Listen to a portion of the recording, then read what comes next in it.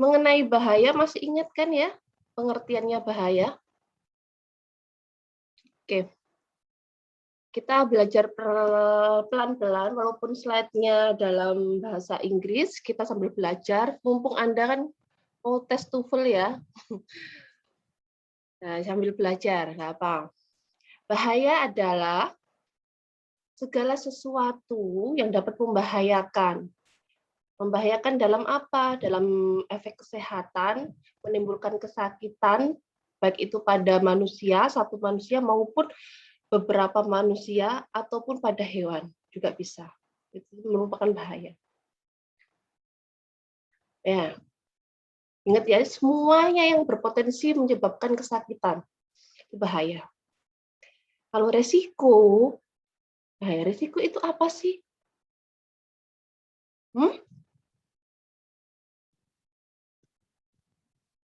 Kemungkinan makhluk hidup atau individu dapat menderita kesakitan apabila terekspos oleh bahaya. Masih ingat kan ya, kalau kita membicarakan resiko, nah kita membicarakan peluang kemungkinan kita terpapar dan juga efek dari paparan tersebut. Jadi nanti kolaborasi antara probabilitas dan juga keparahan.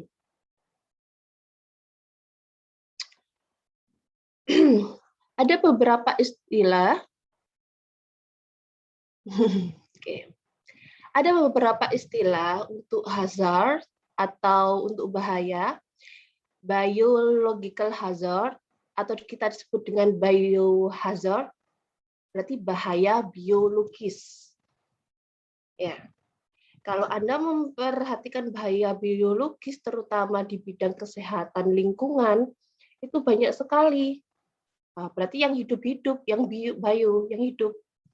Apa saja? Di sini sudah saya berikan tanda merah ya.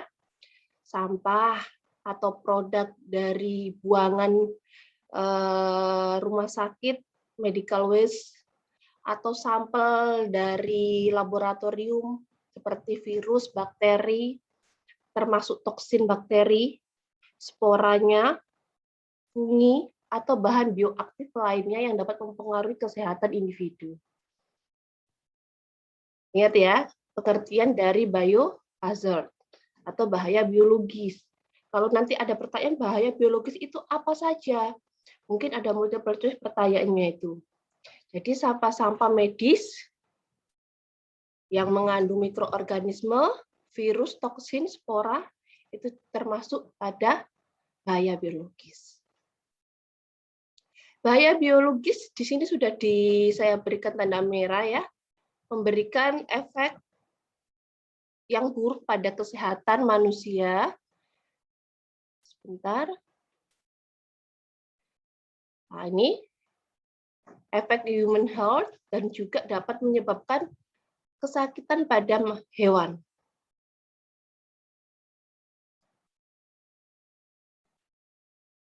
Nah, untuk bidang kesehatan, ya terutama sampah-sampah biologis yang membawa bahaya bagi makhluk hidup, nah itu juga dapat menimbulkan gangguan seperti sosial. Nah, kalau kita sakit, hewannya sakit, tentu kan berdampak pada sosial juga. Pemikiran tetangga bagaimana seperti COVID kemarin, kalau kita terpapar, wah tetangganya menjauh, itu aspek sosial. Kemudian gangguan ekonomi untuk pengobatan, sarana untuk membeli obat, mendapatkan pelayanan kesehatan, itu kan juga berpengaruh pada ekonomi. Kerusakan properti dan juga penurunan kualitas lingkungan. Penurunan kualitas lingkungan ini dimaksudkan bahwa kalau seandainya Anda bayangkan ya, di suatu lingkungan, di area umpamanya rumah sakit, dengan produk atau limbah rumah sakit yang begitu banyak. Lingkungan sekitar apabila sampah-sampah tersebut tidak dibumi hanguskan, tidak disimpan kemudian dibumi hanguskan dengan baik, maka kan pasti akan mencemari lingkungan, bisa itu air, tanah, udara. Nah, akibatnya apa? Penurunan kualitas lingkungan. Kalau lingkungan sudah menurun, tanah merosot, dalam artian kualitasnya, kemudian udara kualitasnya menurun, kadar CO2 semakin meningkat, nah pasti mempengaruhi kesehatan makhluk hidup.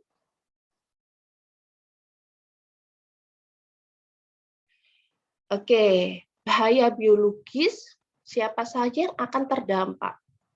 Satu, yang saya warnai warna hijau. Pekerja yang bekerja di instalasi kesehatan. Ya, seperti dokter, perawat, termasuk dokter hewan juga, itu mudah terekspos oleh bahaya biologis. Terutama eksposurnya berasal dari apa? Kontak dari cairan tubuh manusia. Nah, kontak dengan cairan tubuh manusia, contoh cairan tubuhnya itu apa saja? Bisa darah, jaringan. Ya, kalau biopsi itu kan jaringan. Kemudian saliva, mukus, discharge nasal, urin, feses. Nah, semua cairan tubuh yang ada di dalam tubuh manusia maupun hewan itu bisa mengandung virus atau bakteri di dalamnya.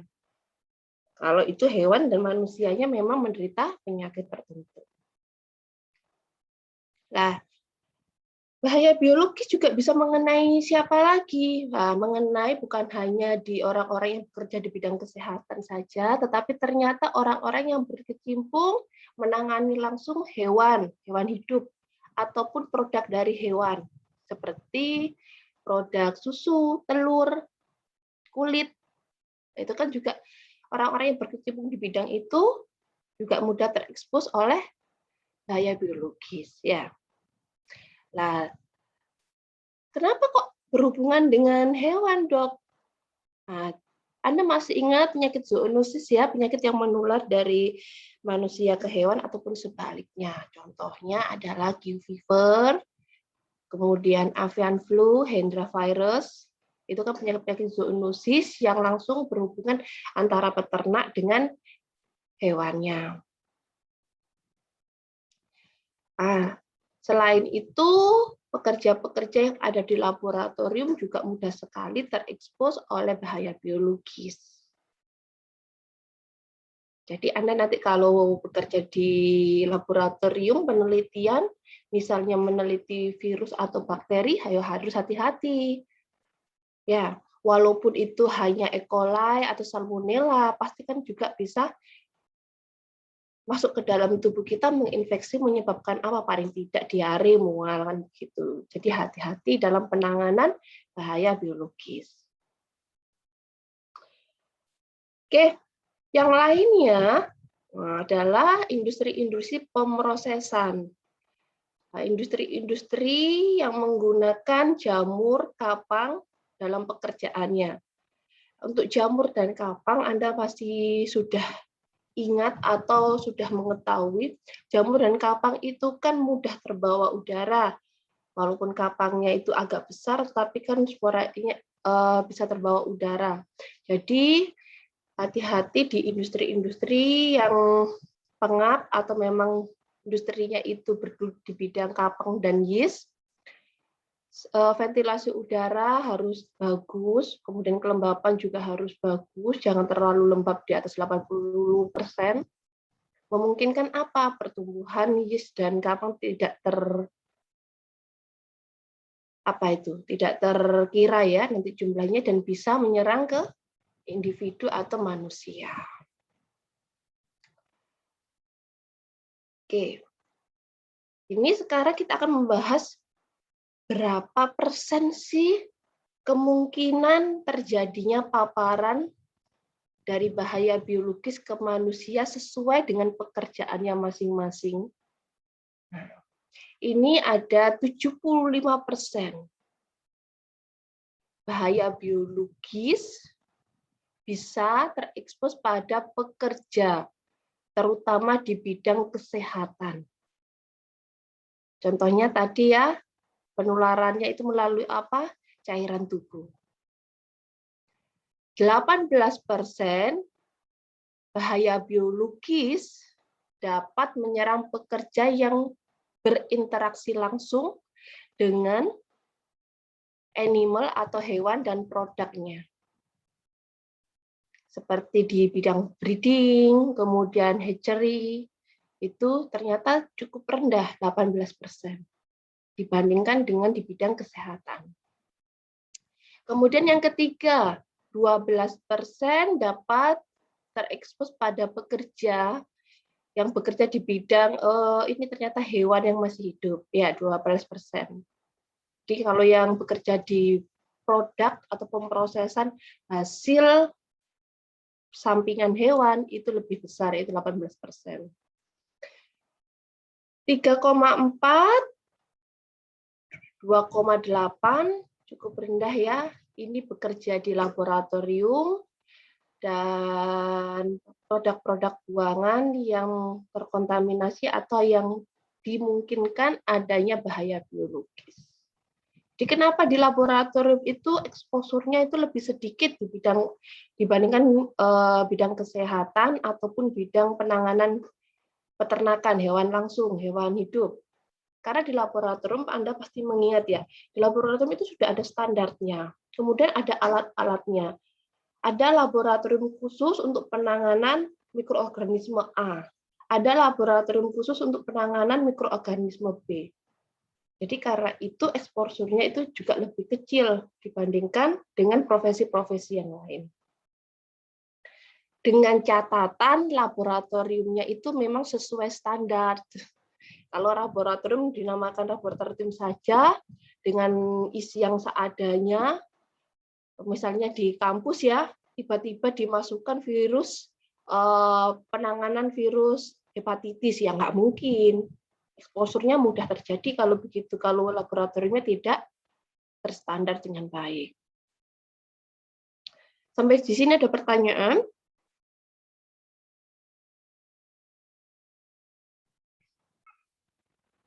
Oke, saya lanjut ya. Untuk agen berbahaya diklasifikasikan. Oke. Untuk UN number itu adalah beberapa digit, ini sudah saya beri keterangan di bawah ya, 4 digit angka yang ditetapkan oleh komisi ahli di PBB sebagai tanda pengenal untuk bahan berbahaya dan beracun. Jadi bahan bahaya dan beracun itu sudah ditetapkan, ada terkategori yang menjadi 4 oleh komite ahli PBB. Kategori-kategori ini juga berhubungan dengan transportasi bahan berbahaya tersebut. Kategori pertama yaitu kategori A. Nggak usah dihafalin untuk 4 digitnya. Nah, Anda harus tahu, tapi untuk transportasi dan berdasarkan UN number-nya itu ada 4 kategori. Kategori A itu adalah substansi infeksius, bahan infeksius yang dapat mengakibatkan kesakitan atau mempengaruhi kesehatan bagi manusia dan hewan. Ya. Nah, bahan infeksiusnya ini dapat menyebabkan kecacatan permanen, permanent disability. Selain menyebabkan kecacatan permanen, juga bersifat fatal bagi kehidupan manusia dan hewan. Jadi kategori A itu kategori yang paling berbahaya. Ya, jadi transportasinya juga harus khusus. Kategori B, bahan infeksius yang hanya mempengaruhi kesehatan hewan saja. Ya. Atau bahan infeksius tersebut tidak dalam bentuk yang dapat menyebabkan kecacatan permanen bagi manusia dan hewan. Kategori B di bawahnya A ya. Kategori C, nah ini lebih simpel lagi. Bahan biologi, ini belum tentu infeksius ya, tapi bahan biologi yang ditransportasikan untuk tujuan diagnosis, penelitian, atau investigasi. Itu kategori C. Kategori yang keempat adalah sampah-sampah medik. Sampah-sampah medik. Di sini juga termasuk sampah-sampah dari penelitian yang nomor 4. Sudah? Diingat ya. Kita langsung masuk ke level. Level atau tingkatan dari bahaya biologis. Bahaya biologis itu ada tingkatannya tergantung dari bahaya atau tidaknya agen infeksius yang ada. Oke. Ada 4 level atau ada 4 tingkatan dari bahaya biologis. Level 1 itu yang resikonya kecil. Resiko kecil untuk tertular pada manusia ataupun hewan, dan berisiko kecil untuk menyebabkan penyakit yang ekstrim. Kalau level 4 yang paling tinggi itu resikonya sangat tinggi, ekstrim. Dengan adanya level 1 sampai 4 dari bahaya biologis, ada laboratorium yang dibuat, dikhususkan sesuai dengan level dari organisme atau bahaya biologis tersebut. Anda tentu saja mengenal laboratorium itu dengan singkatan BSL ya, Biosafety Level. Masih ingat kan? Biosafety Level 1 berarti itu penanganan mikroorganisme yang tidak terlalu berbahaya. Biosafety Level 4 berarti itu penanganan mikroorganisme yang sangat berbahaya, menimbulkan gangguan kesehatan yang parah pada makhluk hidup, sampai bisa menyebabkan kematian. BSL, nah, BSL atau Biosafety Level punya nama lain. Mungkin ada Anda nanti kalau berkunjung ke suatu negara, ada laboratorium, namanya bukan BSL, tapi ditulis P1, P2, P3, P4, itu sama. Artinya adalah laboratorium tersebut menangani umpama P1, patogen atau protection level 1. P4, patogen atau protection level 4. Bisa dipahami ya? Untuk kategori laboratorium disesuaikan dengan resiko dari level bahaya biologis yang ada. Oke, sebentar. Saya carikan gambaran laboratoriumnya.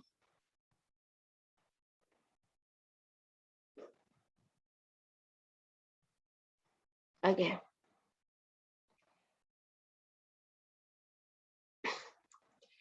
Ini adalah ketentuan-ketentuan yang akan saya tampilkan. Ini adalah ketentuan laboratorium sesuai tingkat keamanannya.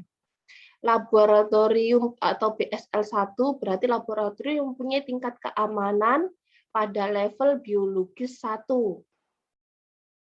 Nah, berarti menangani apa? Menangani mikroorganisme yang tidak terlalu menyebabkan kesakitan pada makhluk hidup. Contohnya adalah E. coli, ya. Kemudian Bacillus subtilis, itu juga termasuk. Jadi organismenya nggak terlalu tidak patogen. Ini kan Escherichia coli ada patogenitasnya kan berbeda-beda tergantung subtype-nya ya. Syarat laboratorium yang dapat dinyatakan sebagai BSL tipe 1 yaitu 1. Punya 1 pintu. Pintunya itu 1 sebagai pintu masuk dan pintu keluar. Punya bak cuci tangan, punya rak pakaian untuk menaruh jas lab, kemudian ruangannya itu lantainya dari keramik sehingga mudah dibersihkan, harus kedap air, adanya jendela harus ditutupi dengan insect net atau saringan serangga. Contohnya seperti ini. Ya, ada satu pintu, di dalamnya bisa ada kulkas, kemudian ada laminar flow, kemudian harus tempat sampah itu harus selalu ada. Kemudian kalau ada bahaya tempat-tempat sampah atau tempat yang berbahaya harus dilabel, menandakan itu bahaya biologis. Ya, lanjutkan. Paling tidak sebenarnya untuk BSL 1 tidak harus ada HEPA filter, yaitu penyaring udara. Ini dikhususkan pada BSL, paling tidak BSL 2 itu harus punya.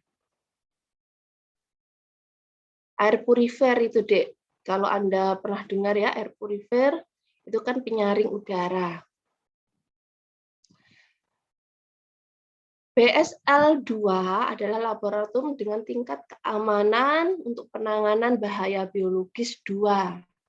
Nah, kalau bahaya biologis 2 itu berarti agen mikroorganisme itu bisa menyebabkan kesakitan ataupun bahaya yang ringan pada manusia dan juga hewan. Contohnya adalah Salmonella, Toxoplasma, hepatitis B. Ini virus ya, kalau hepatitis ya. Syarat dari ruangan yang ada di dalam BSL 1, ada satu pintu, tapi pintunya itu bisa membuka dan menutup sendiri, punya sensor. Paham ya? Kalau Anda ke mall, itu kan Anda masuk, biasanya pintunya membuka sendiri ya. Tidak pintu kaca kok, pintu biasa, tapi harus bisa membuka dan menutup sendiri. Kemudian ada bak cuci tangan, oke, selalu ada. Rak untuk menaruh pakaian atau jas lab. Ruangan harus kedap air, mudah dibersihkan. Jendela harus ditutupi insect net. Dan yang terpenting harus ada biological safety cabinet.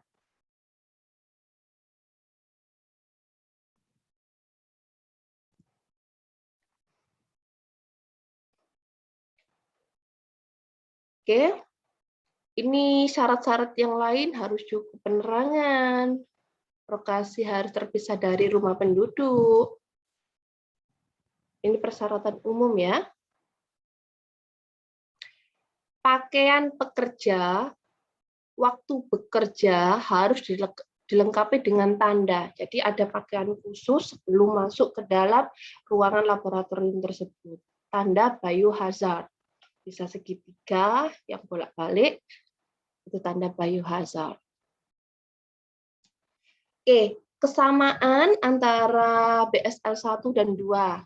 Harus ada, dua-duanya itu harus ada autoclave. Harus ada lemari asam. Harus ada laminar flow untuk BSL 1, kalau BSL 2 harus ada biosafety cabinet class 2. Jadi biosafety cabinet itu kabinet, Anda pasti tahu ya lemari asam ya, yang ada di lab kita itu kan ada lemari asam, biasanya kalau pengambilan HCl atau bahan kimia berbahaya itu di dalam lemari asam itu, yang terbuat dari kaca itu, Dek, bentuk kotak.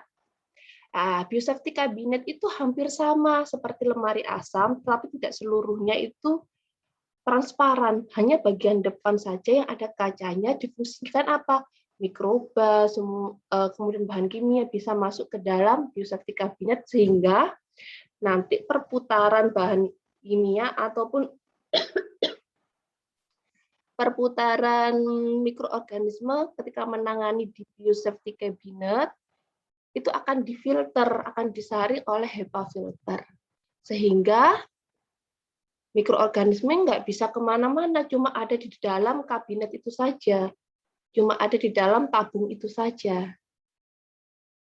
Nah, gimana dok biosafety cabinet itu seperti ini? Nah, gini kan ya.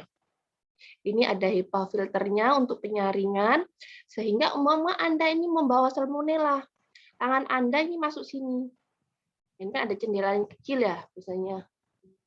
Kemudian kita hanya bisa memasukkan tangan kita saja. Nah, di sini kita menangani entah bakteri, darah, virus, dan lain sebagainya. Nah, kemudian kalau seandainya seperti virus hepatitis bisa masuk ke ruangan ini akan difilter, sehingga nanti udara yang keluar itu bebas dari mikroorganisme yang berbahaya tadi. Disaring di sini. Oke. Ini ya, lemari asam HEPA filter. Ini apa ini? Itu sterilisasi. Bisa di luar ya. Ini juga HEPA filter itu juga macam bukan filter, mohon maaf. Biosafety cabinet itu juga macamnya banyak. Biosafety cabinet 1, biosafety cabinet 2, 3, tergantung kualitas dari filternya juga. Kalau ini filternya di atas, berarti ini udara akan keluar bawah, baru muter ke atas. Jadi tergantung bagaimana tekanannya nanti, dari atas ke bawah atau bawah ke atas.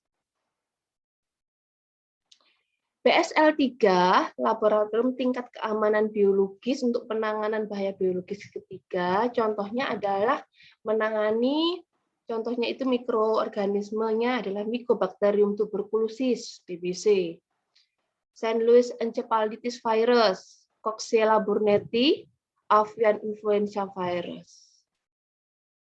Ya, jadi ini kalau BSL-3 menangani mikroorganisme atau agen infeksius yang berbahaya.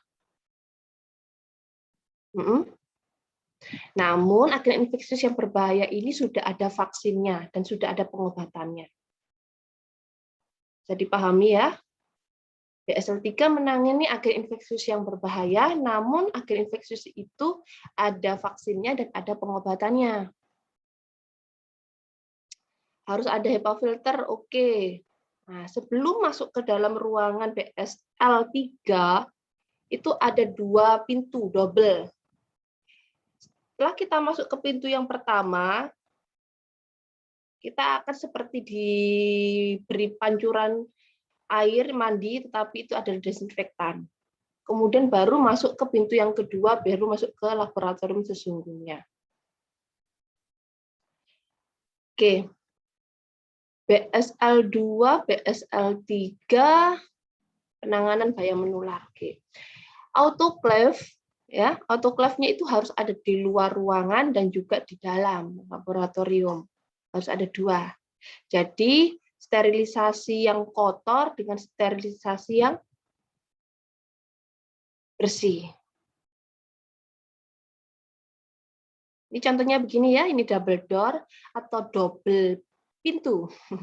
Pintu pertama masuk, Anda shower masuk, disemprot, kemudian Anda di sini biasanya ada ruangan untuk mengganti sepatu, jadi biasanya menggunakan sandal karet, kemudian memakai perlengkapan APD, biasanya di sini.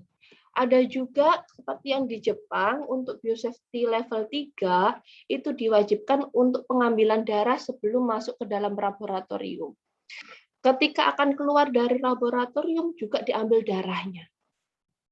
Jadi hanya orang-orang yang tertentu mempunyai akses tertentu yang bisa masuk ke BSL-3 dan BSL. Ya, karena apa? Karena menangani agen infeksius yang berbahaya. Ya, kalau fasilitas di dalamnya memang lebih kompleks, diusahakan sampahnya juga begitu. Ada yang sampah medik, ada sampah non medik, dipisahkan juga. Oke. Ini malahan kalau BSL-3, 4 HEPA filternya, ya, untuk memfiltrasinya itu ada 2.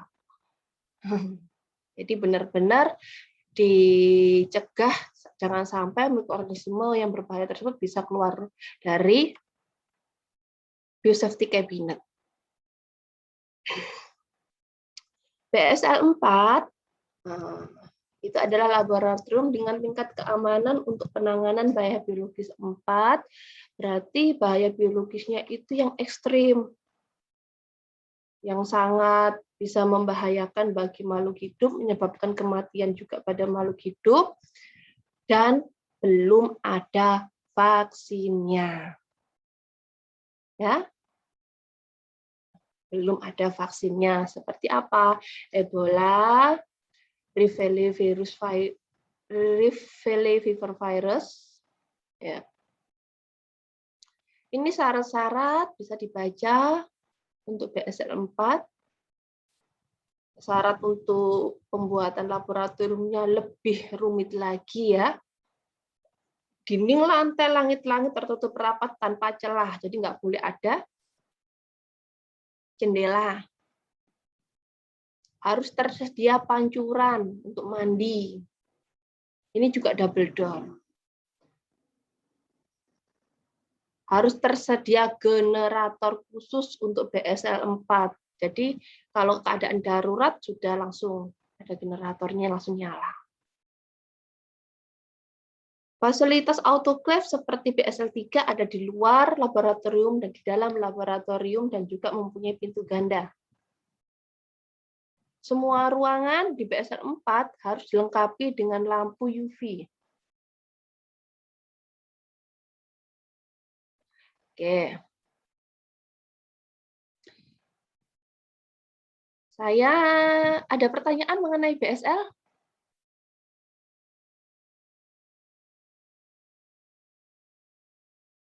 Oke, kalau enggak saya yang tanya.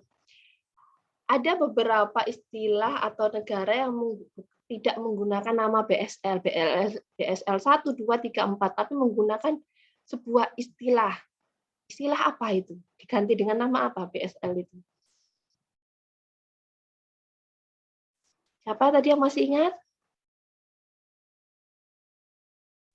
Patogen atau protection level. Oke, pintar. Terima kasih. Gampang ya, istilah P1 sampai P4, patogen ya. Ini penjelasannya kalau Anda mau membaca lagi silakan. Biohazard tipe level 1 itu mikroorganisme, menangani mikroorganisme apa saja. BSL tipe 2 itu menangani mikroorganisme apa saja. Ini contohnya lebih banyak ya. Tadi Salmonella, ternyata juga Measles level 2, Scrapie, dengue fever itu termasuk level 2. Hepatitis A, B, C juga level 2. Dan selalu diingat kalau BSL tipe 2 menangani agen infeksius yang dapat menyebabkan kesakitan yang ringan pada manusia. Kalau BSL tipe 3, nah ini menangani agen infeksius yang dapat menyebabkan kesakitan yang fatal atau penyakit fatal, namun vaksinnya dan treatmentnya atau pengobatannya sudah ada. Nih, silakan dibaca. Antraks termasuk level 3. West Nile virus termasuk level 3. Nah, dok, antraks kok level 3 bukan level 4 ya. Makanya itu di Jepang sudah menyelenggarakan harus tes darah sebelum masuk ke laboratorium, setelah masuk dari laboratorium juga tes darah juga untuk memastikan dia tidak terinfeksi dari agen infeksius ini. Malaria ternyata level 3 juga. Trypanosomiasis juga level 3. Level 4, nah, penanganan agen infeksius yang dapat membahayakan manusia dan bersifat fatal, vaksin dan treatmentnya belum ada. Contohnya Ebola. Kemudian hantavirus, kemudian Lassa fever virus, varioravirus, smallpox, dan lain sebagainya. Ini persyaratan-persyaratan tadi harus ada UV dan lain sebagainya. Semoga masih ingat ya. Oke. Tadi sudah membicarakan mengenai laboratorium dan level dari bahaya biologis. Sekarang bahaya biologis ditutup dulu, berganti ke bahaya kimia. Kalau bahaya kimia itu pasti Anda sudah mengenal juga. Anda ingat kalau kita masuk laboratorium instrumen, ada kotak atau lemari yang berwarna biru, ya, ada 3 lemari berwarna biru. Di situ tersimpan banyak bahaya-bahaya kimia. Ya, zat-zat kimianya banyak, baik itu berupa serbuk, padatan maupun cairan. Ya. Semua bahan kimia seharusnya diberikan petunjuk seperti ini. Bahaya kimia itu bahaya biologis kah? Atau dapat menyebabkan keracunan, dapat menyebabkan iritasi, dapat menyebabkan kematian, atau dapat bahan kimia tersebut mudah terbakar, harus dilabel dengan baik dan benar. Sebenarnya kalau bahan kimia itu dibeli paten, itu di labelnya itu sudah ada gambar-gambar perhatian-perhatian yang harus kita perhatikan.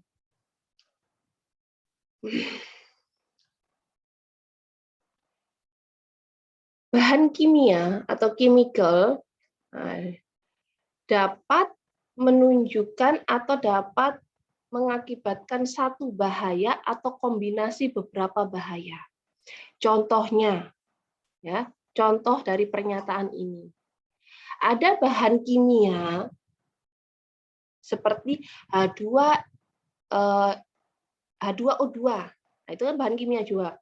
Pada labelnya itu diberikan tanda dapat mengiritasi, bersifat iritan. Nah, itu berarti menyebabkan bahaya iritasi.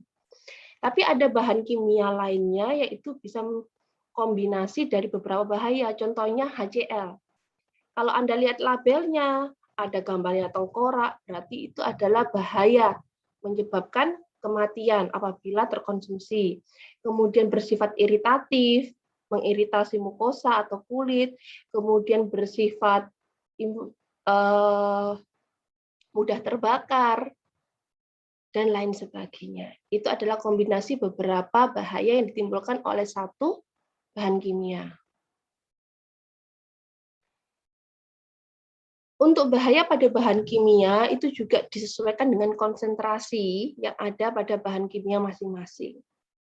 Nah, bentuk fisik dari bahan kimia bisa itu solid, padatan, cairan, ataupun gas.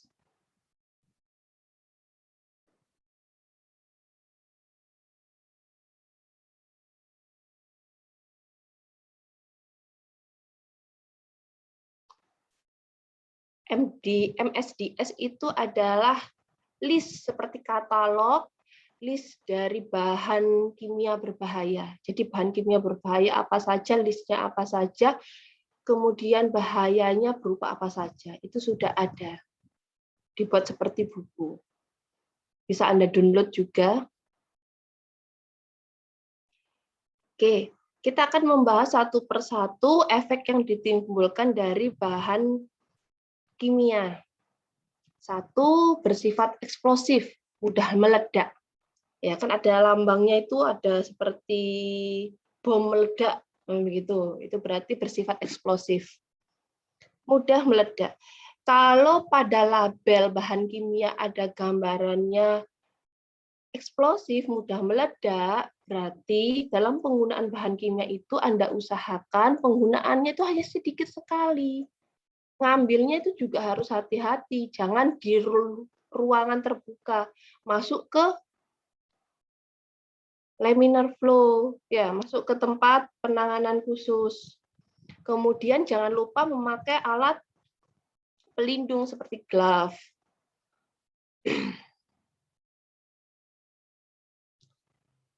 Nah, kemudian dalam pengambilan atau penanganan menggunakan bahan kimia yang mudah meledak, tolong bahan-bahan kimia lainnya yang juga berbahaya jangan dicampur. Misalnya HCl, di sebelahnya ada H2SO4 dalam keadaan terbuka. Jangan sampai. Itu harus pekerjaannya harus sendiri-sendiri. Kalau sudah menggunakan HCl, ditaruh dulu di tempatnya, baru mengganti pekerjaan menggunakan bahan kimia yang lain. Ya. Yang keempat, jangan lupa kalau Anda bekerja dengan bahan kimia yang mudah meledak, atau Anda ingin menguji sesuatu dengan bahan kimia tersebut, Anda paling enggak itu menyampaikan pesan kepada orang, saya akan menggunakan bahan ini. Jadi Anda tidak sendiri di dalam laboratorium itu, ada orang lain yang bisa mengawasi pekerjaan Anda. Jadi kalau ada apa-apa, segera dilakukan penanganan. Karena apa? Kalau mudah meledak kan bukan Anda sendiri nanti yang kena, tapi satu laboratorium kena semua ya. Jangan menggunakan bahan-bahan seperti di metal. Metal itu apa? Metal itu apa? Besi. Jangan menggunakan bahan-bahan dari besi ataupun dari kayu untuk mengambil bahan kimia, untuk memotong bahan kimia. Bahan kimia apa? Bahan kimia yang mudah meledak tadi.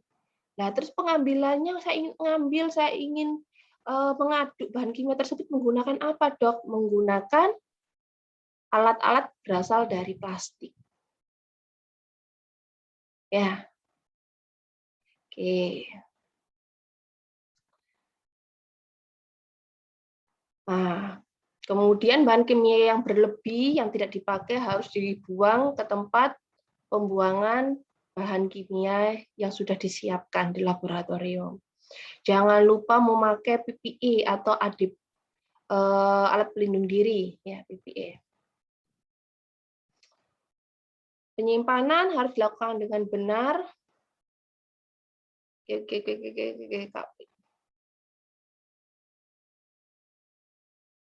Jangan sampai menyimpan di tempat yang kurang tepat, misalnya tempat itu lembab, jangan sampai seperti itu.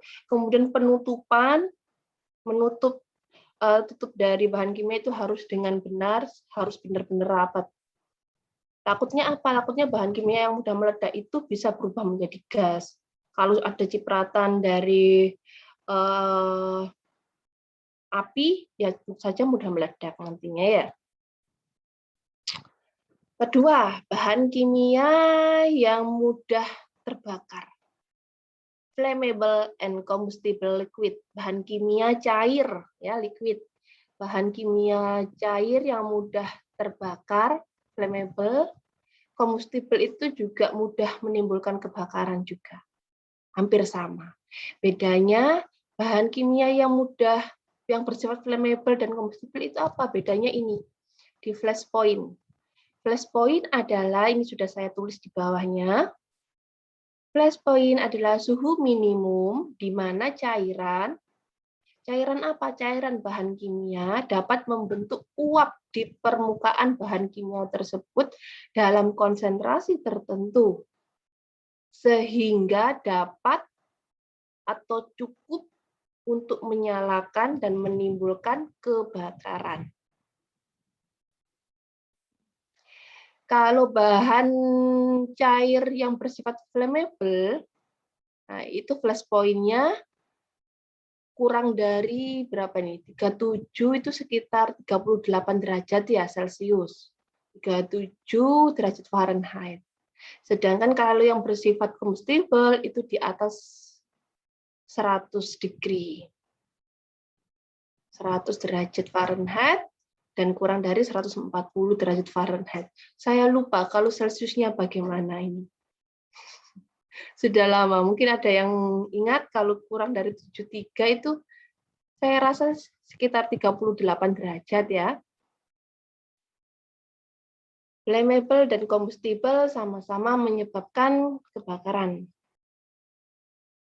Bahan kimia yang bersifat sebagai oxidizer menyebabkan pengoksidasi dan organik peroksidase. Nah, oxidizer dan organik peroksidase ini merupakan bahan kimia juga yang berpotensi menyebabkan kebakaran di laboratorium. Jadi kalau ada bahan kimia yang bersifat menimbulkan kebakaran flammable, nah sebelahnya itu ada bahan kimia yang bersifat oxidizer, namanya oxidizer ya, ada O2-nya, ketemu ya kebakarannya tambah besar. Ya, kenapa bisa menyebabkan kebakaran yang tambah besar? Lah ini kan sebagai bahan bakunya ya, fuelnya, kemudian sumber dari oksigennya, dan reaksi kimianya. Bahan kimia yang keempat adalah bersifat beracun. Kalau biasanya bersifat beracun itu ada tandanya kotak, kemudian di dalamnya itu ada gambar tengkorak yang diberi tanda silang. Itu bersifat beracun. Ya. Anda sudah di farmakologi sepertinya sudah mempelajari racun, kapan suatu bahan itu dinyatakan racun, kapan dinyatakan tidak beracun, itu kan tergantung dari median lethal dose atau LD50, rata-rata dari LD50-nya. Ya. LD50 itu ada dua pengertian juga tergantung dari hewan cobanya. Coba dilihat, ini sudah saya beri tanda merah. Kalau ada bahan yang diberikan lebih dari 50 mg per kilogram berat badan dan kurang dari 500 mg per kilogram berat badan, pemberiannya secara oral pada tikus albino dengan berat 200 sampai 300 gram. Ini LD50-nya adalah 50 mili sampai 500 mg. LD50, rata-rata LD50 itu berarti dinyatakan beracun ya. Tapi kalau hewan cobanya itu rabbit itu apa dia rabbit? Ya Allah, saya ngerti bahasa Indonesianya. Kelinci ya, kelinci albino. Kalau kelinci albino, rata-rata lethal dose 50-nya itu adalah pemberiannya sebanyak 200 mg per kilogram berat badan sampai 1000 mg per kilogram berat badan, pemberiannya secara kontinu, kontak selama 24 jam.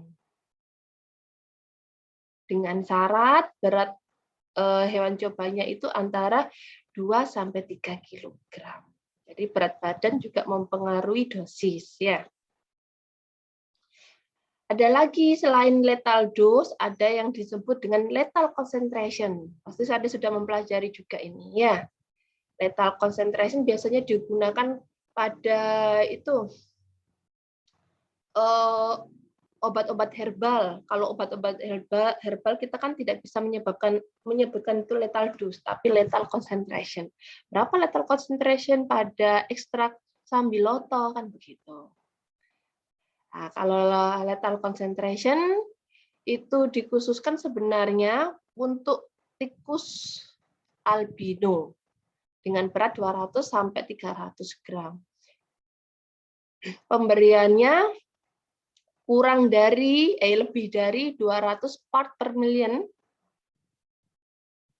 200 bagian per juta, dan kurang dari 2000 bagian per juta volume gas di udara, atau lebih dari 2 mg per liter sampai dengan 20 mg per liter secara inhalasi selama 1 jam.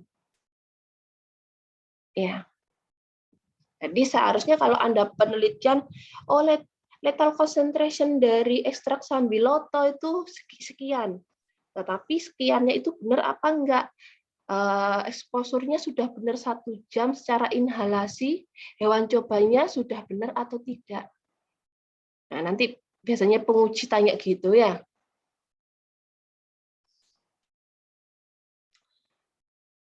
Oke. Untuk materi bahaya dan resiko sudah selesai.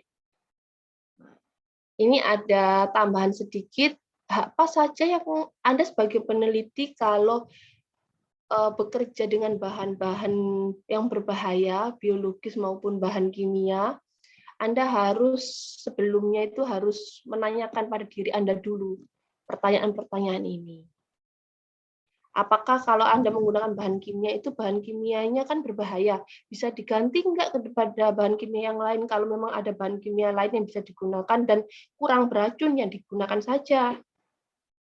Kemudian bagaimana cara administrasinya atau cara masuknya racun ke dalam tubuh, gejalanya apa APD yang diperlukan, prosedur darurat yang harus diikuti apa. Jadi Anda istilahnya itu sebelum masuk, sebelum menangani bahan kimia tersebut, Anda sudah bisa memprediksi apa saja yang perlu Anda lakukan apabila terjadi hal-hal yang tidak diinginkan. Oke, ada pertanyaan bahan kimia dan risiko?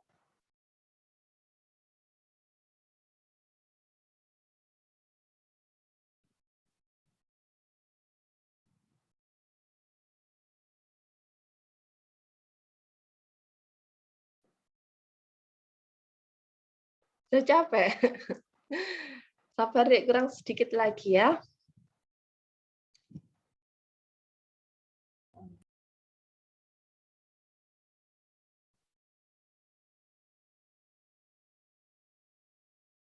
Oke.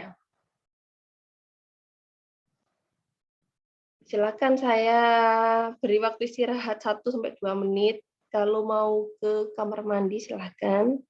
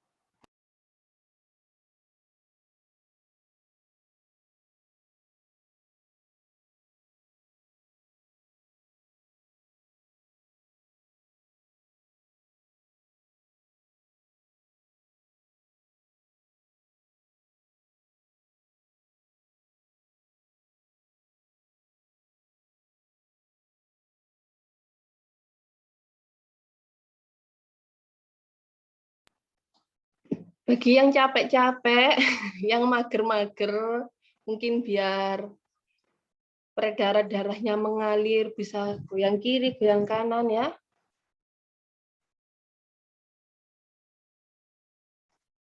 Sambil olahraga ringan. Iya, Oke. dokter. Oke. Saya lanjutkan ke materi kedua, tatap muka keempat ini seharusnya ya. Peran dari dokter hewan. Nah, nanti kalau Anda yang ingin meneruskan ke profesi dokter hewan, ini peran Anda itu apa di bidang kesehatan dan di bidang industri perunggasan. Jadi untuk materi ini spesifik ke poultry, perunggasan ya. Kenapa, Dok, kok dispesifikkan ke poultry? Anda kan sudah melihat ya bagaimana di Indonesia peternakan Indonesia. Kemudian daya konsumsi masyarakat juga, kemampuan beli masyarakat. Itu kebanyakan protein hewani diperoleh dari unggas. Ya, bukan ternak ruminansia. Walaupun memang masih mengkonsumsi dari daging, ternak ruminansia ataupun susu, tetapi yang paling utama untuk sumber protein hewani yaitu dari unggas. Dan kebanyakan teman-teman saya juga seleting itu apa? Seangkatan. Yang seangkatan itu banyak sekali yang berkecimpung di dunia poultry. Perunggasan, baik itu broiler, layer, hatchery. Oke, kita bahas satu persatu. Silakan dilihat nih, ada segitiga, kemudian ada bulat-bulatan yang ada tulisannya, Dok. Ini saya minta maaf ya, saya dapat PPT-nya bahasa Inggris semua. Oke. Dokter hewan ya mempunyai dua tujuan, dua purpose yang utama. Terutama di bidang perunggasan. Satu, menghasilkan produksi perunggasan yang ekonomis. Dalam artian masyarakat itu mampu dan dapat membeli produk-produk asal unggas tersebut. Yang kedua, dokter hewan itu harus mampu meningkatkan atau paling tidak menghasilkan kualitas atau mutu dari produk perunggasan itu yang baik. Nah, kenapa mutu dari perunggasan itu harus baik? Kalau mutu dari produk yang kita konsumsi itu baik, pasti akan berpengaruh juga pada kesehatan konsumen, yaitu public health, kesehatan masyarakatnya. Ya, dengan cara apa dokter hewan itu dapat menjaga mutu atau meningkatkan mutu dari industri perunggasan? Nah, ini bisa dengan pengontrolan HACCP, manajemen bahaya dan resikonya. Bentar. Kedua, pengobatan atau pencegahan mikroorganisme masuk ke dalam hewannya, hewan unggasnya. Pencegahan residu pada produknya. Kemudian pembatasan atau penghentian penggunaan growth promotor. Kalau growth promotor ini sudah mulai tahun 2008 sepertinya sudah ada undang-undang yang mensyaratkan tidak boleh digunakan growth promotor. Tapi kalau residu ini sepertinya masih banyak ya. Residu ini akibat apa sih? Masih ingat? Residu antibiotik, berarti penggunaan antibiotik yang tidak pada tempatnya.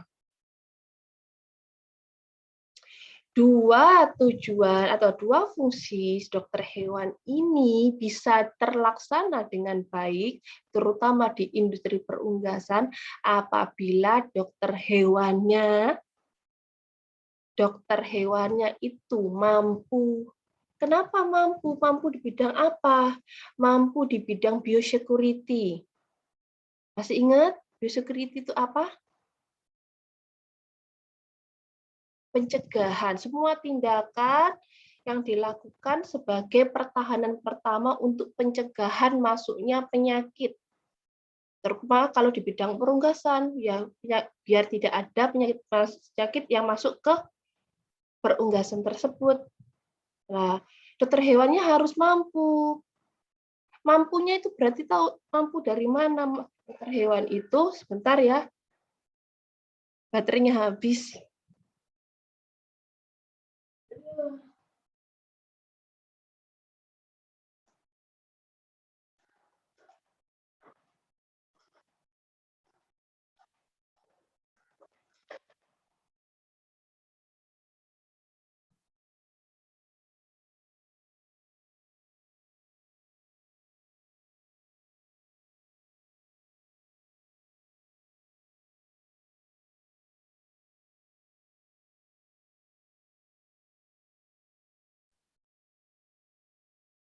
Oke, sudah. Saya sampai di dokter hewan itu harus mampu ya. Mampu dalam artian menangani. Dan mampu dalam artian pengetahuannya mampu. Karena itu dokter hewan itu dibekali oleh berbagai disiplin ilmu yang telah Anda pelajari sebelumnya. Seperti apa? Fisiologi. Sudah kan ya materi fisiologi, biochemistry, imunologi, patologi, mikrobiologi, termasuk serologi di sini. Dan yang kemarin kita pelajari bersama, epidemiologi. Nah, berbagai disiplin ilmu itu harus dikuasai oleh dokter hewan. Bukan hanya dokter manusia aja, dokter hewan juga mampu. Ya. Nah, dengan adanya berbagai disiplin ilmu yang telah dikuasai, diharapkan nanti apa? Diharapkan dokter hewan tersebut yang ada di dalam suatu peternakan atau industri perunggasan mampu mengontrol adanya berbagai penyakit, termasuk penyakit eksotis. Ya, oke. Selain itu, dalam segitiga bisa Anda lihat ya di bawah ini, dokter hewan itu dasarnya itu dimulai dari bawah dulu. Nah, pasti harus mampu atau harus bisa menangani manajemen peternakan unggasnya.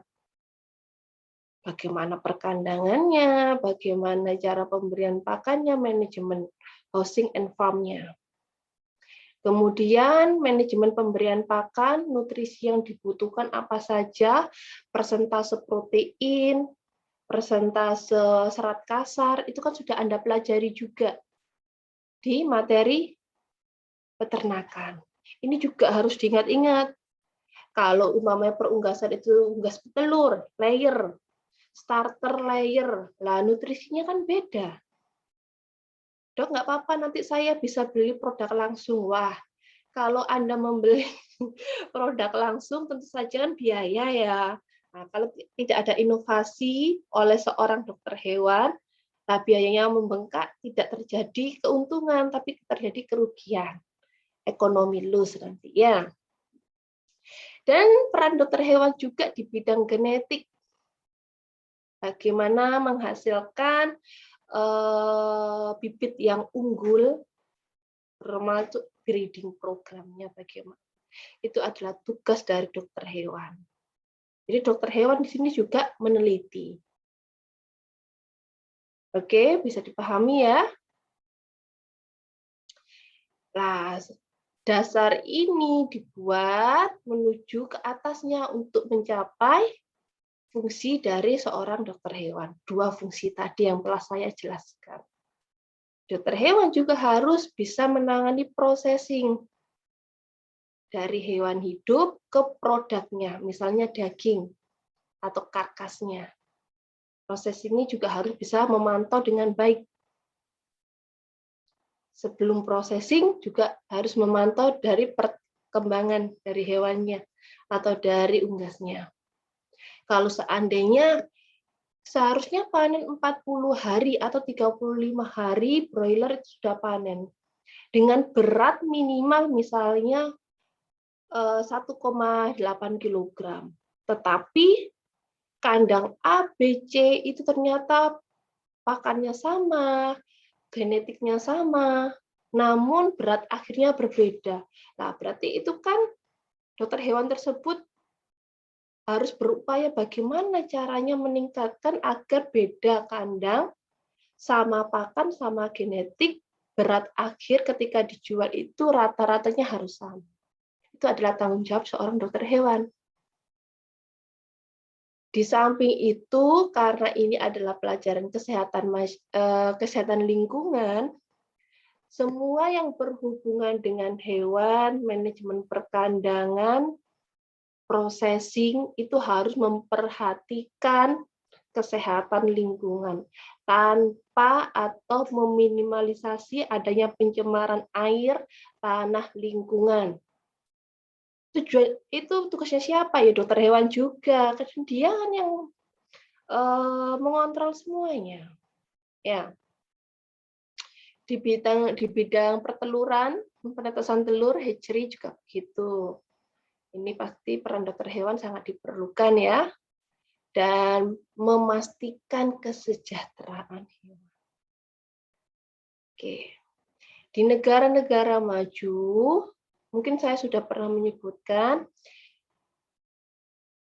produk asal hewan dapat diperjualbelikan apabila dalam produk itu tertempel atau tercantum sertifikat halal, mempunyai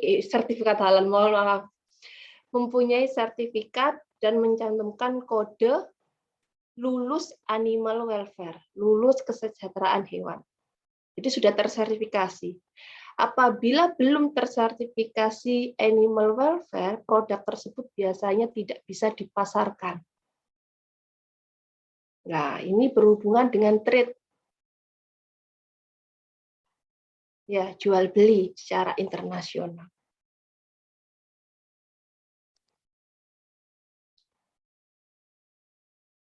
Oke. Nah, ini tadi penjelasannya. Ya, peran veterinarian, peran dokter hewan ada dua ya.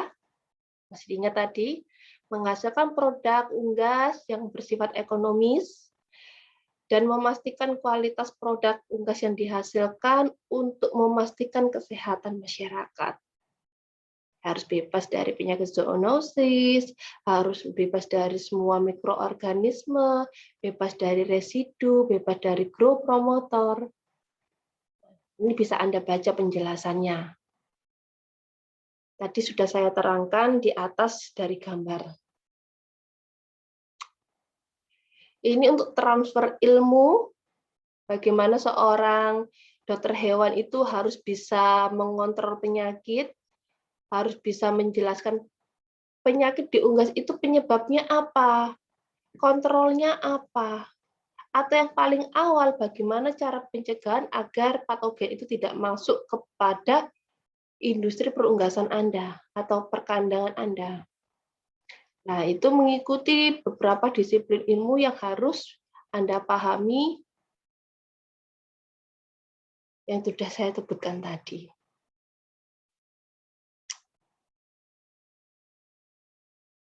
Ini sama ya.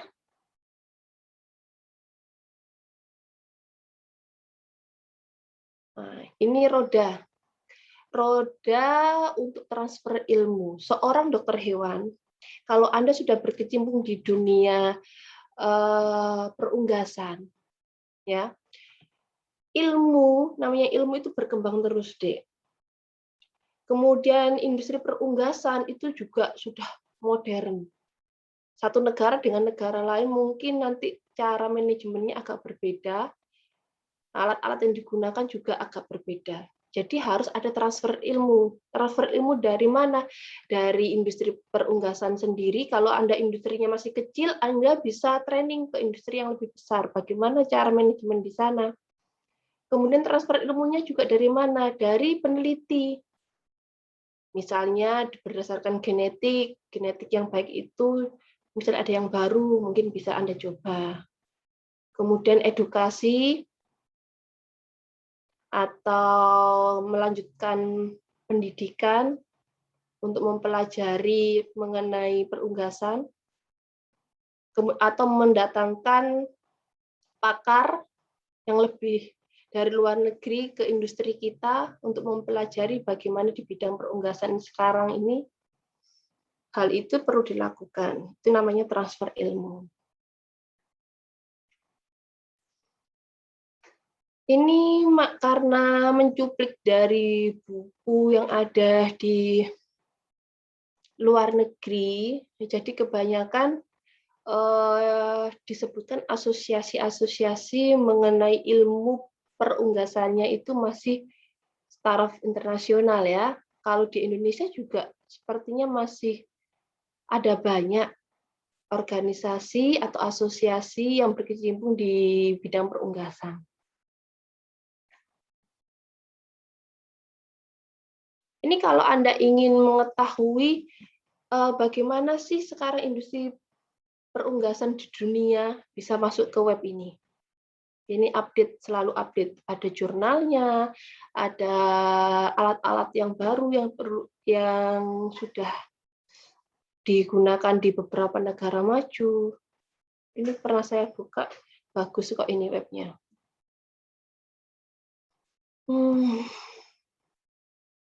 Oke. Oh, ini kami atau PJMA menyitir PPT dari Dr. Hewan Erik, Western University, berhubungan dengan karir,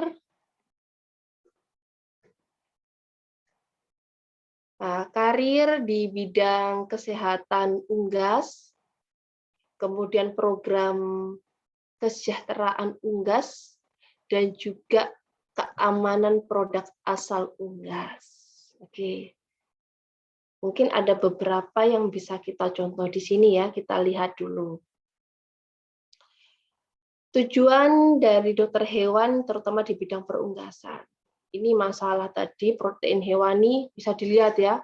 Ada ayam, kalkun, telur. Nah, semuanya ini kan protein hewani paling banyak. Walaupun ini juga ada daging dari ruminansia, tapi secara umum memang konsumsi di bidang di perunggasan itu lebih banyak ya.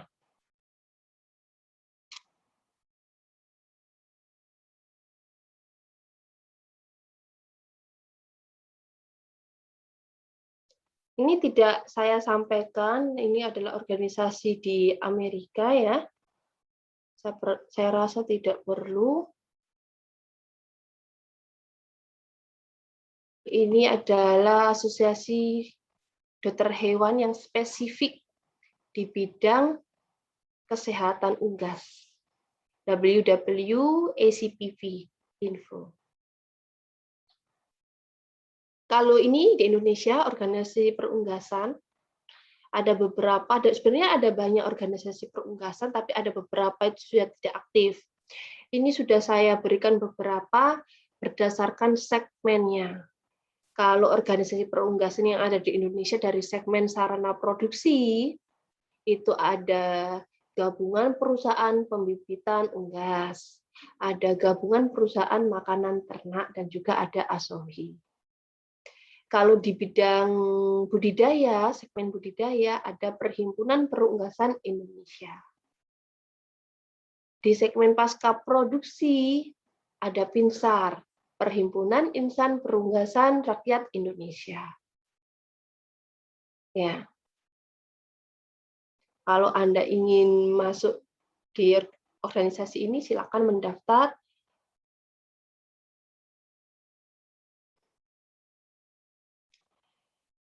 Ini usaha-usaha untuk transfer ilmu yang tadi sudah saya sampaikan. Ada postgraduate yang berhubungan dengan perunggasan. Misalnya, Anda setelah lulus mengambil postgraduate di Mississippi State, nah, nanti dapat gelar Master of Veterinary Science khusus untuk poultry-nya. Di beberapa negara lain juga masih banyak khusus untuk perunggasan ya. Lah, saya masih bingung kalau saya masuk di bidang perunggasan, enaknya saya kerjanya itu pada bagian apa? Semua bagian, semua bidang itu banyak di bidang perunggasan. Misalnya untuk produksi obat-obatan khusus untuk unggas, ya, atau vaksin khusus untuk unggas. Ini termasuk di sini kan, production medicine, kemudian regulatory, peraturan, diagnosis laboratorium, pelayanan teknis. Pelayanan teknis itu seperti Anda menjadi breeder atau menangani hatchery, perusahaan biological, farmasi, atau konsultan khusus untuk perusahaan, dan perusahaan untuk pakan unggas. Dan termasuk di sini adalah kesehatan masyarakat. Bisa. Ini saya rasa walaupun gambarnya ini diambil bukan dari Indonesia, tapi di Indonesia sendiri sudah menerapkan sistem perkandangan closed house seperti ini. Semoga masih ingat ya, perkandangan berdasarkan dinding, berdasarkan apa itu? Konstruksi dari dindingnya. Kalau dindingnya itu terbuka, berarti open house kandangnya. Tapi kalau dindingnya semua tertutup rapat, closed house ya. Kemudian ada lagi perkandangan dari bentuk atapnya. Kandang yang berbentuk ada kandang monitor, kandang bentuk A. Semoga masih ingat ya. Karena ini closed house. Closed house biasanya diterapkan di mana, Dek? Di daerah bermusim panas, atau suasananya panas, atau di daerah yang dingin, sebaiknya. Kalau kandang closed house untuk broiler.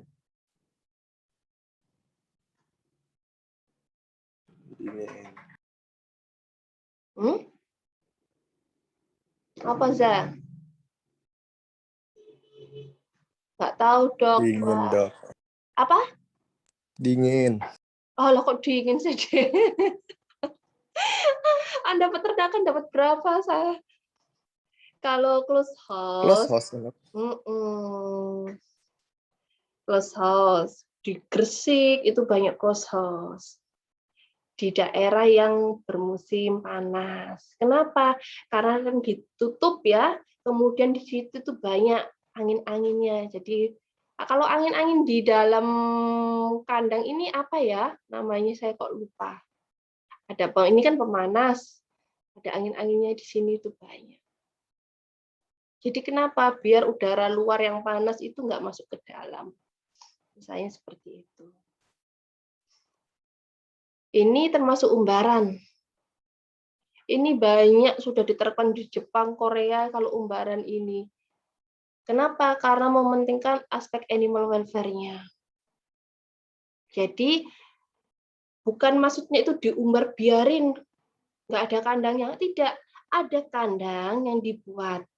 Baik itu semi closed house ataupun open, terbuka, kandangnya seperti ini. Jadi ternak atau unggas itu bebas keluar masuk, mencari pakan di luar, sudah disediakan air minum, lalu ada bitum, pakan yang selalu ada, tetapi dalam wilayah tertentu nanti ada batasnya. Ya, kan enak itu ayamnya bisa kemana-mana. Dengan syarat apa? Ya berarti wilayahnya atau kandangnya, kandang umbarannya itu harus luas, sesuai dengan jumlah populasi ternak unggas yang ada di situ. Ini contoh juga, ini termasuk umbaran juga, tetapi disediakan kandang. Kalau mau malam, maghrib, dia itu bebas masuk ke dalam. Kalau mau bertelur juga bisa masuk ke dalam kandangnya.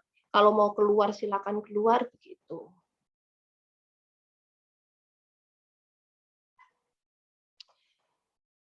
Ini untuk tim yang berhubungan dengan kesehatan dan produksi broiler ya.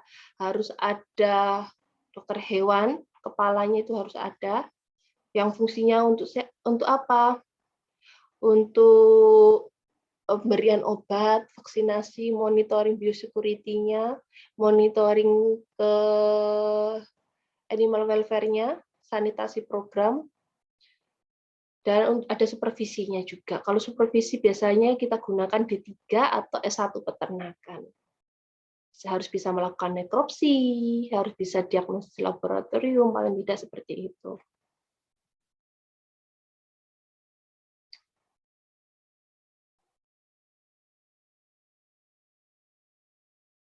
Ini kandang untuk layer ya.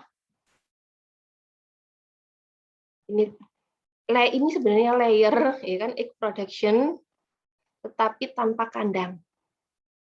Dalam artian ini semi umbaran, ada kandangnya, tapi ayamnya ini bebas keluar masuk, yang seperti saya tadi sampaikan. Ini. Jadi dia tidak tertekan, tidak seperti ayam penghasil telur di kita, setiap hari dikandangkan sampai dia tidak bisa lagi memproduksi telur ya, atau kualitas telurnya sudah menurun baru diafkir. Untuk industri ayam petelur juga begitu, harus ada seorang dokter hewan, kepalanya, dan juga harus ada supervisinya. Turki kalkun. Hampir sama dengan broiler, manajemen kesehatan untuk kalkun.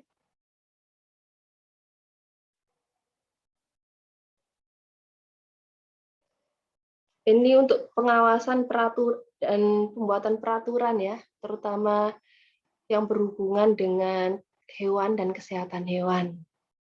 Ada USDA, United States Department of Agriculture, ada FDA, kalau di Indonesia ini BPOM ya, Badan Pengawas Obat dan Makanan. Diagnosis di laboratorium, dokter hewan harus bisa ini sebagai patolog, bisa mendeteksi ini lesi Setelah dinekropsi, lesinya apa saja. Bisa melakukan tes bakteriologi, virologi, serologi, toksikologi. Anda bisa ini, Dek, semuanya ini, Dek. Bakteriologi bisa ya. Virologi bisa, serologi gampang, toksikologi. Ini terus terang di kita ya. Saya juga, seingat saya belum diajarkan untuk deteksi toksin. Tapi sekarang kan sudah gampang, ada tes cepatnya untuk toksikologinya.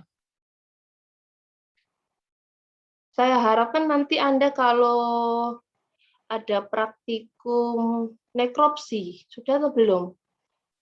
Dari Dokter Maya. Harus dipelajari dengan baik ya, Dea. Karena kemarin itu kan saya menyerahkan kuesioner kepada pemilik atau pengguna lulusan. Ya, mungkin kekurangannya dari lulusan kita itu praktek di lapangannya masih kurang. Tidak, cara nekropsinya itu mungkin masih kurang dibandingkan lulusan yang lain. Jadi pinter-pinter nanti cara nekropsi kan, aturan mengenai nekropsi kan udah ada ya. Mulai dari mana dulu, atau kepalanya langsung dipotong, atau langsung dibelah jadi dua, itu kan ada aturannya. Jadi nanti dipelajari baik-baik cara menekropsi yang baik, dan cara untuk melihat mana yang abnormal, mana yang normal. Harus bisa membedakan. Observasinya harus bagus. Tidak penting. Konsultan di bidang perunggasan itu penting. Konsultan penting. Pelayanan teknik di bidang breeder maupun hatcher.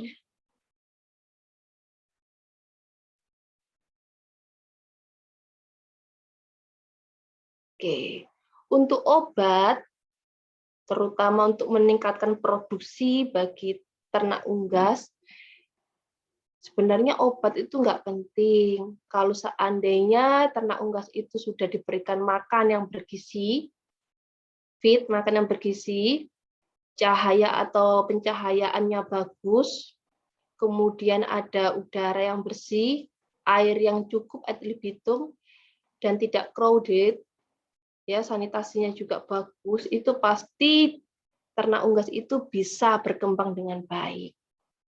Tapi kalau sudah satu kandang populasinya terlalu penuh, wah itu sudah menimbulkan banyak amonia, kemudian menimbulkan penyakit, kontaminasi makanan dan minumannya juga bisa, ya.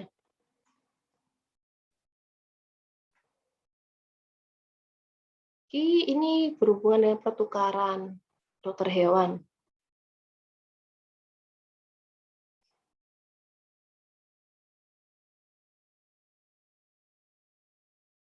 Oke, ini contoh lambang pada produk yang sudah tersertifikasi. Ini contohnya pada telur yang dipasarkan sudah ada sertifikasi ini. Jadi kalau sertifikasi untuk animal welfare atau kesejahteraan hewan, itu sertifikasinya khusus untuk telur sendiri, untuk daging sendiri, untuk karkas ruminansia itu sendiri. Yang memberikan sertifikasi animal welfare siapa? Organisasi tertentu. Nah, organisasi tertentu, organisasi apa? Sertifikasi. Seperti kita, kalau perguruan tinggi itu kan sertifikasinya dari BPOM, Ban PT dan juga Lampetekes. Ya, tapi kalau unggas ya beda lagi, organisasi yang untuk sertifikasinya khusus poultry welfare.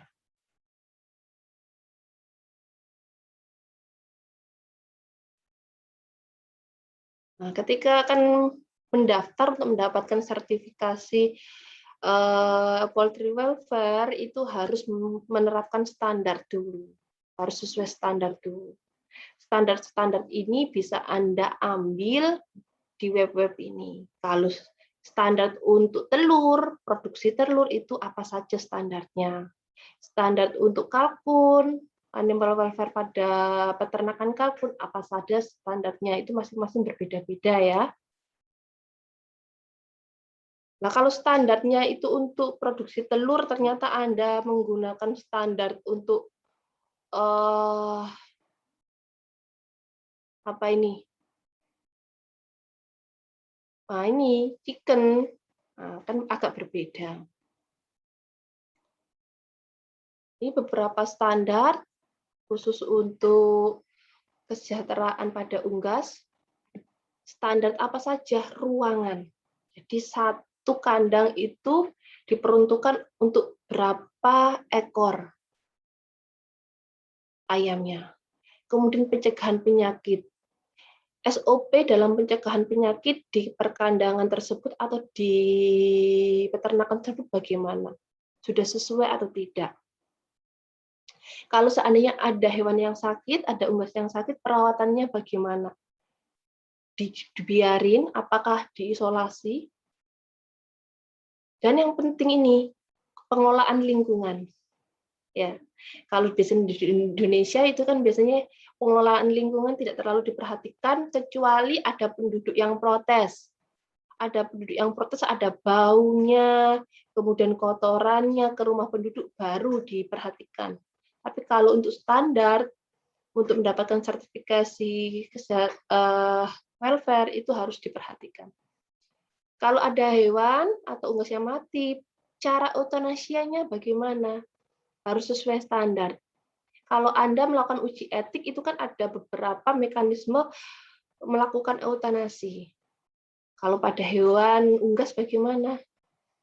Pengangkutan, penanganan burung, pemangkasan paruh. Nah, ini juga penting. Nanti pasti kalau yang masih kecil-kecil ya, biasanya kan pemangkasan paruh itu pada waktu umur muda ya, berapa hari begitu. Kemudian dipotong paruhnya, pemotongannya itu berapa senti. Mengakibatkan penderitaan tidak ketika melakukan pemotongan itu dinilai nanti. Cara depopulasi, inspeksi, dan pelatihan personil. Jadi bukan hanya dilihat dari kandang dan juga hewannya, tapi dilihat dari peternaknya juga. Setelah itu yang melakukan penilaian siapa? Auditor. Auditornya itu harus pihak ketiga, bukan dari badan yang mengeluarkan sertifikat.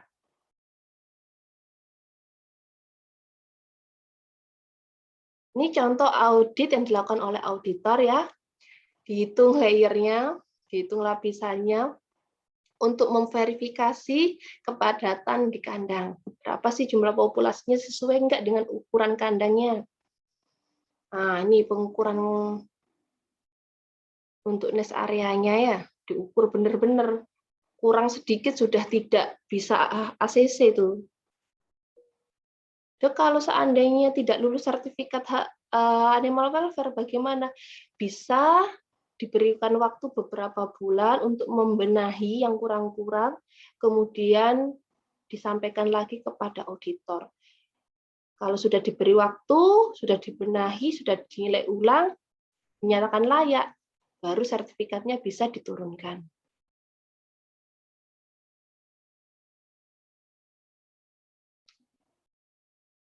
Oke. Untuk food safety pada perunggasan, saya rasa Anda sudah ingat ya, kalau untuk telur itu pencegahan bakteri-bakteri apa saja, contohnya Salmonella enteritidis. Kalau pada dagingnya, itu misalnya E. coli, kemudian Clostridium. Semoga masih ingat.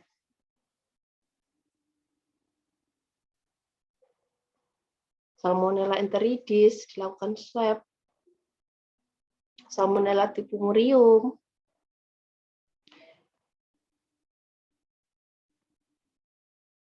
Oke, dan program vaksinasi untuk unggas. Saya rasa untuk kalau Anda masuk di industri perunggasan, program vaksinasinya sudah paten, sudah ada. Tinggal mengikuti program itu. Dan cara vaksinasinya juga harus benar, dosisnya harus benar, itu adalah tugas dari dokter hewan. Nah, untuk dokter hewan yang menangani slaughter, penyembelihan dari unggas ya. Bagaimana metode stunning itu harus diperhatikan.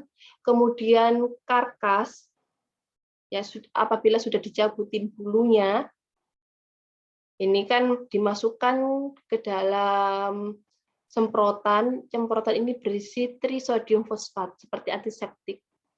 Berfungsi apa? Untuk membasmi bakteri-bakteri di permukaan, mencegah rekontaminasi seperti Campylobacter.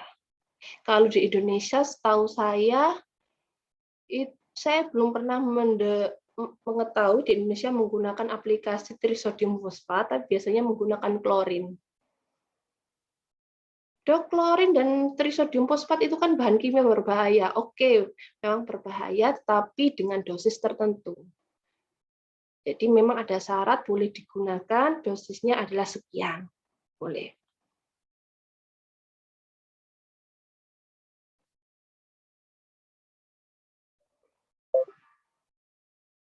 Oke, itu saja yang bisa saya sampaikan.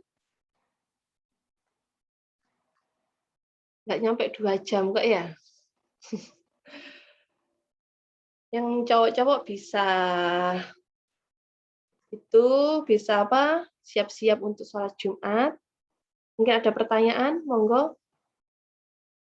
Cewek cowok, terserah siapa.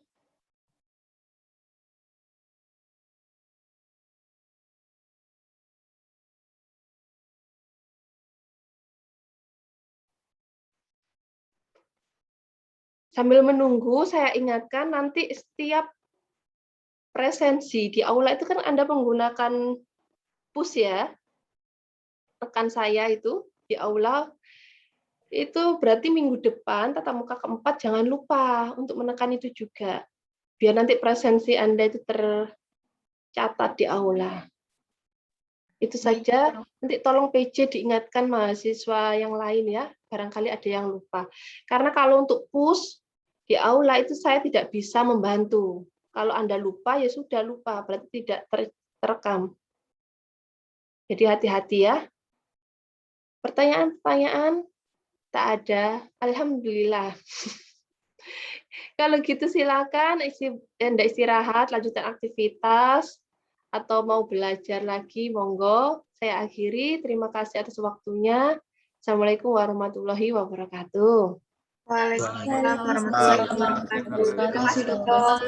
Sampai ketemu lagi setelah UTS ya. Makasih, Dok. Dokter, semoga lancar ya. Dokter.